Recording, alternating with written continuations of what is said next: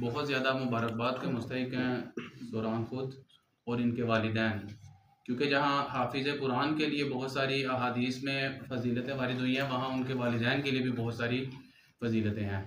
جیسا کہ سونے کا تاج پہنایا جانا اور بخشش کا وعدہ کہ ایک حافظ قرآن جس نے قرآن مجید کو یاد کیا، پھر اس کے حلال کو حلال جانا اور حرام کو حرام جانا، تو اس کی سفارش ایسے 10 بندوں کے لیے قبول کی جائے گی جن پر جہنم واجب ہو چکی ہوگی۔ تو اللہ تعالیٰ ویسے ہم سب کو جنت میں بھی اسی طرح جمع کرے۔ اگر کچھ غلطیاں ہوتی ہیں جس کی وجہ سے ہماری پکڑ ہوتی ہے، اساتذہ کرام ہیں اس کے یا والدین ہیں، تو میرا خیال ہے کہ سب سے پہلا حق انہی کا ہی ہے کہ ان کی جو سفارش ہے حافظ قرآن کی، وہ اس کے والدین کے بارے میں سب سے پہلے قبول کی جائے۔ اور جو سونے کا تاج پہنایا جانا ہے والدین کو، وہ تو حدیث میں آتا ہے، اس کا اگر ہم مفہوم دیکھیں، تفاسیر دیکھیں، تو قیامت والے دن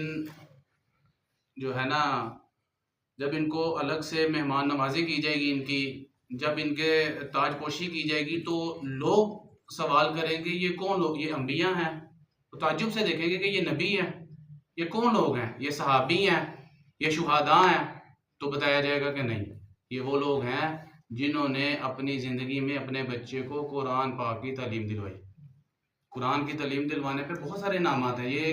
وہ انعام جو مشہور حدیث میں صرف وہ آپ کو بتایا جا رہا ہے۔ اور پھر ایک مشہور روایت ہے قرآن مجید کے حوالے سے، یہ آپ لوگوں کے لیے بھی فائدے کی چیز ہے کہ قیامت والے دن جب نامہ اعمال تولے جا رہے ہوں گے، تو اس میں ایک بندہ ایسا ہوگا کہ جس کا گناہوں والا پلڑا ہے نا جو بھاری ہوگا، نیکیوں والا پلڑا ہلکا ہو جائے گا،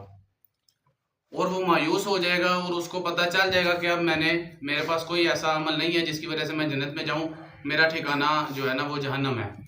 مایوس ہو جائے گا، جہنم کے فرشتے آ جائیں گے کہ ایک دم سے غیبی ایک بارش ہوگی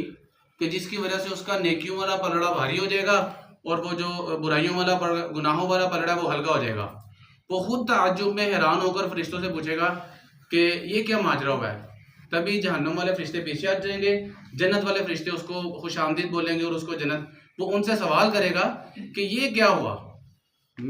مجھے تو کوئی امید نظر نہیں آ رہی تھی۔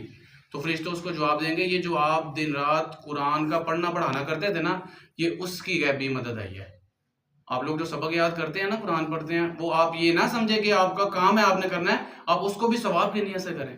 جو سب کی یاد کرتے ہیں، جو منزل یاد کرتے ہیں، اس کو بھی آپ ثواب سمجھے، وہ ثواب ہے، یہ وہ غیبی امداد اللہ تعالیٰ کی طرف سے آپ کو ملے گی قیامت والے دن۔ اور آپ کو پھر آپ افسوس کریں گے، ہائے افسوس کہ ہم اپنا ٹائم کنہیں اور کاموں میں جو ضائع کرتے ہیں، ہم اس پر یہ پہلے کیوں نہ پڑھتے رہتے۔ بہرحال یہ ہے کہ بہت زیادہ مبارکبادیں مستحق ہیں، اللہ تعالیٰ ان کو عمل کرنے کی توفیق عطا فرمائے۔ ہم ان کے بہترین اور روشن مستقبل کے لیے دعا گو ہیں۔ میں